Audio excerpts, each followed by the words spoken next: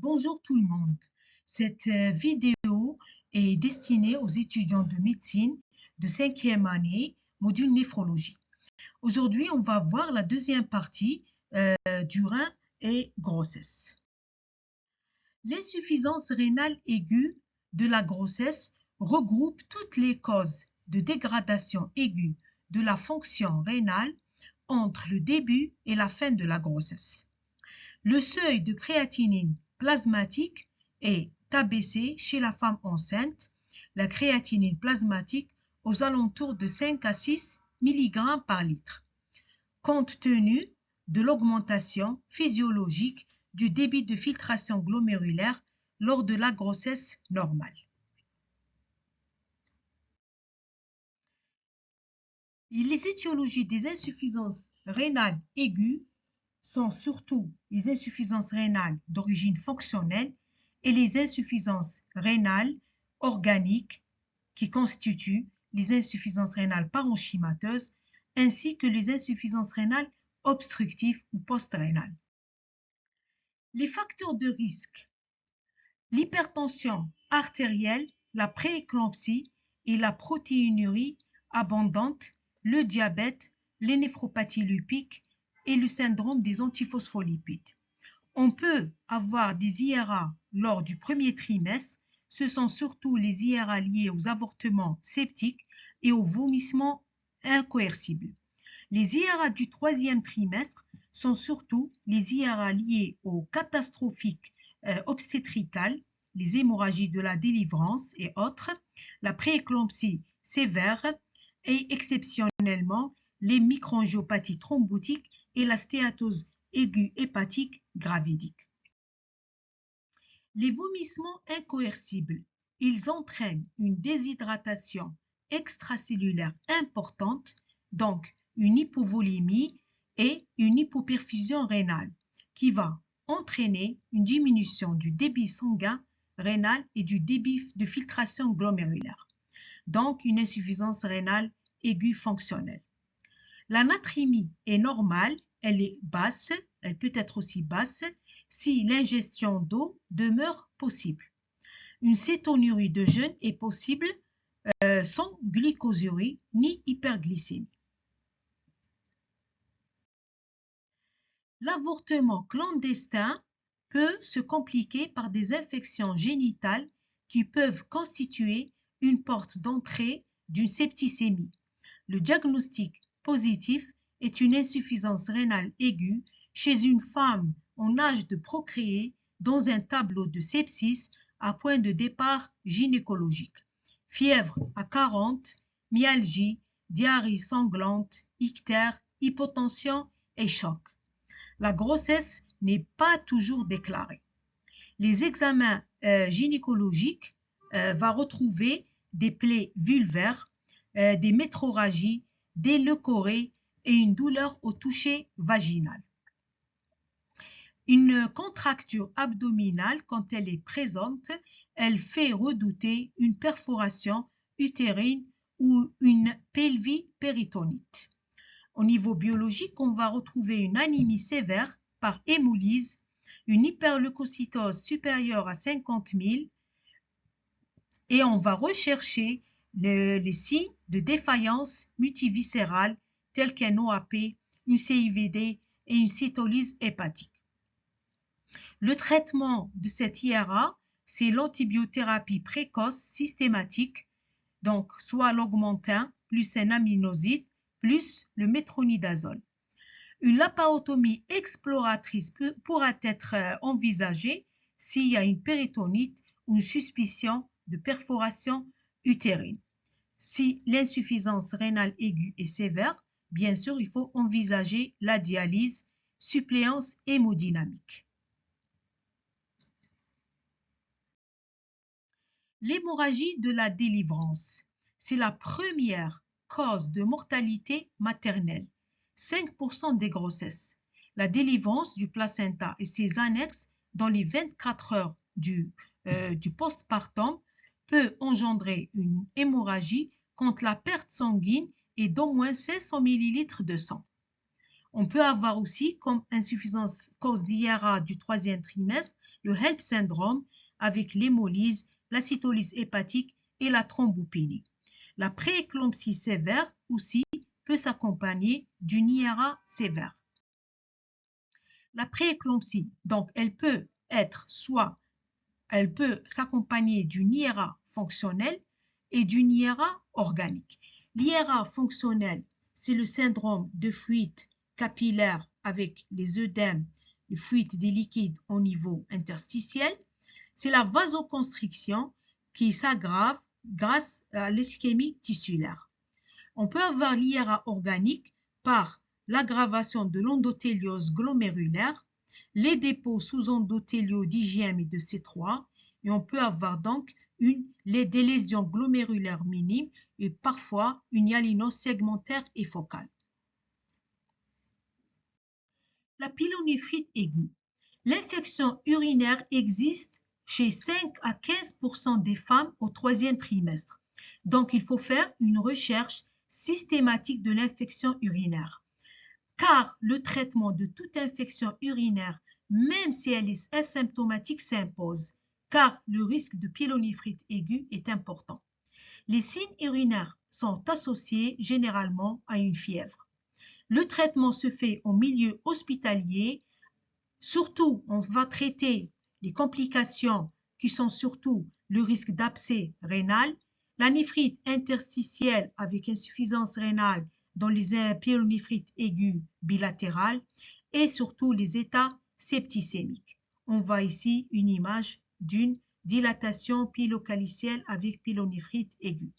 Les IRA obstructifs, on peut avoir une obstruction pyélo-urétérale de type lithiasique. Dans ce cas, le diagnostic, c'est surtout les douleurs lombaires et les hématuries macroscopiques. Bien sûr, à l'échographie, on a, et au scanner, c'est l'hydronéphrose avec obstacle, visualisation de l'obstacle. L'IRA survient au cours du troisième trimestre sous forme d'une stéatose aiguë hépatique gravidique qui est un syndrome hépatorénal, certes rare, mais très grave. Il ressemble à une prééclampsie ou un HELP syndrome. D'ailleurs, il faut faire le diagnostic différentiel. Il s'accompagne d'une hyperbilirubinémie majeure, d'une hypoglycémie, d'une CIVD, d'un diabète insipide, ainsi que d'une hémorragie digestive. La cytolyse, elle est modérée, généralement inférieure à 10 fois la normale. Mais c'est surtout l'insuffisance hépatique avec un TP bas et un facteur 5 bas. Et surtout, ce sont les signes d'une CIVD biologique qu'il faut rechercher. Au niveau radiologique, c'est un foie brillant à l'échographie.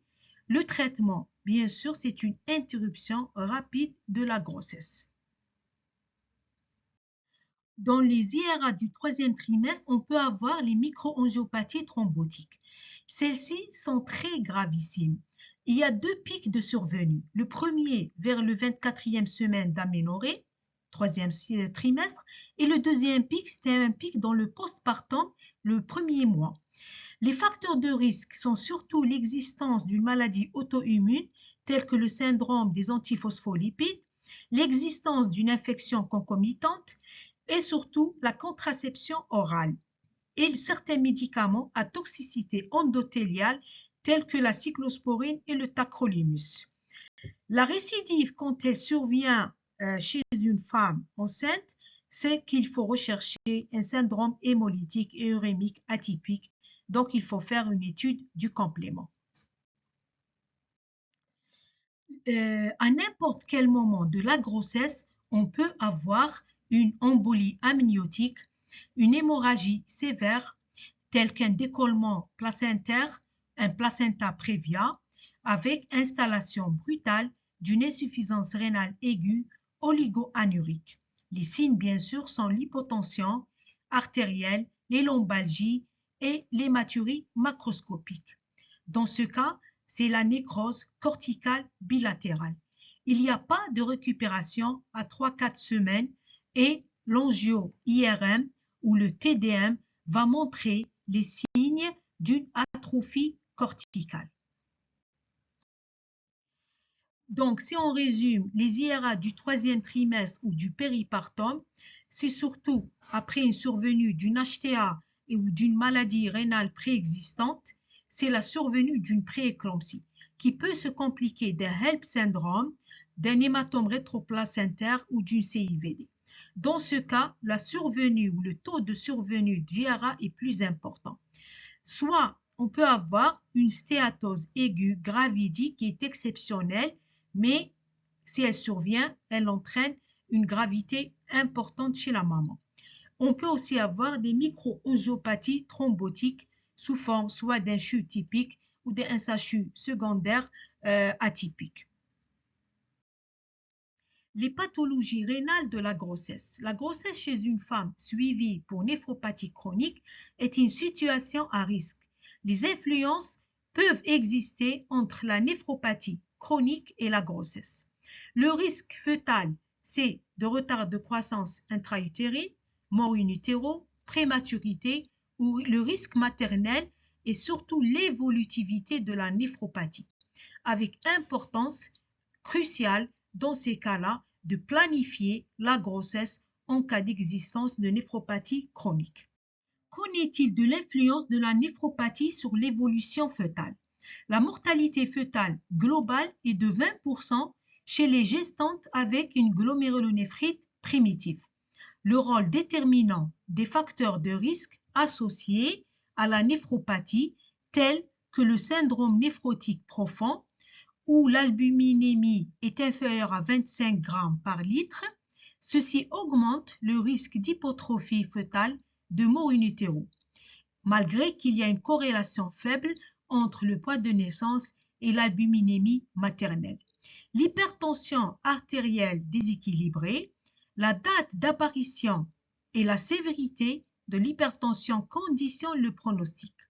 Elle peut être une HTA préexistante, comme elle peut être une HTA gravidique. Les HTA associées à une néphropathie nécessitent un traitement impératif, contrairement à l'HTA sans néphropathie et sans insuffisance rénale avancée. L'insuffisance rénale, c'est un facteur le plus péjoratif. Si la créate est inférieure à 18 mg par litre, il y a un bon pronostic fœtal qui dépend surtout de l'hypertension et de son équilibre. Si la créate est entre 18 et 24 mg par litre, le pronostic fœtal est plus sévère et plus réservé. Il y a une augmentation de la fréquence des retards de croissance et de mort in utero tardifs et surtout des prématurités. Si la créate est supérieure à 24 mg par litre, le risque fœtal devient considérable et il y a un risque d'aggravation irréversible de la fonction rénale maternelle.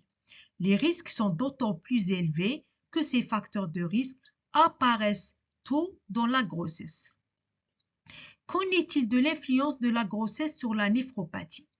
La protéinurie, on a une majoration transitoire de la protéinurie qui devient supérieure à 300 mg par 24 heures en rapport avec les modifications hémodynamiques gravidiques. L'hypertension artérielle, elle va être majorée, surtout quand elle est préexistante dans 50% des cas. On peut avoir des HTA de nouveau dans 10 à 20% des cas. À long terme, il y a une possibilité d'apparition d'une HTA permanente chronique s'il y a des antécédents d'HTA gravidique. La fonction rénale. Il y a deux cas de figure. Soit la fonction rénale est normale, il n'y a pas d'influence de la grossesse sur la néphropathie, ou bien la fonction rénale est altérée. Dans ce cas, il y a un risque de dégradation irréversible proportionnel à la créatinine. Si la créatinine est entre 18 et 20 mg, il n'y a aucun risque, il n'y a pas de risque important. Le risque, il est faible. Par contre, si la créate est supérieure à 20 mg, le risque augmente. Maintenant, si la créate est supérieure à 34 mg par litre, il y a une aggravation constante avec un recours irrémédiable vers l'hémodialyse. Concernant la grossesse et la dialyse, la fertilité est considérablement réduite. Les grossesses sont généralement déconseillées. car les complications maternelles sont très importantes. Parmi l'hypertension artérielle, le pronostic vital est potentiellement engagé. On peut même être amené parfois à faire des indications de grossesse, des interruptions de grossesse. Les complications fœtales constituent dans 85% la prématurité, retard de croissance intra-utérin. Il y a des impératifs thérapeutiques. Parmi ces impératifs, il faut augmenter la durée hebdomadaire de dialyse jusqu'à 20 à 24 heures. Il faut faire un bon contrôle tensionnel et pondéral. Il faut cibler une urée sanguine inférieure à 0,48 g par litre. Il faut supplémenter en fer et en EPO, érythropoïétine. Il faut faire de l'hémodialyse ou la dialyse péritonéale de bonne qualité. Les complications fœtales sont surtout pas plus importantes que les complications maternelles, mais les résultats sont très éphémères et sont aléatoires quand on voit la difficulté de réalisation des contraintes pour améliorer le pronostic fœtal et maternel. La grossesse et la transplantation rénale. La transplantation rénale restaure la fertilité. La fertilité, 10% des patientes greffées sont en âge de procréer. Donc, la grossesse est possible après une planification, une organisation. Il faut qu'il y ait des conditions optimales pour une réussite de la grossesse chez les patients transplantés. Il faut avoir un bon état général depuis au moins 2 ans après la transplantation. Absence de signes de rejet du transplant, une bonne créatinine qui est inférieure généralement à 135 micromoles, une protéinurie nulle ou minime. Il faut avoir une normotension ou bien une hypertension modérée et bien contrôlée. Il faut avoir une absence de dilatation pyélocalicienne. La détérioration rénale chez la femme transplantée peut se voir dans 10 à 15% des cas.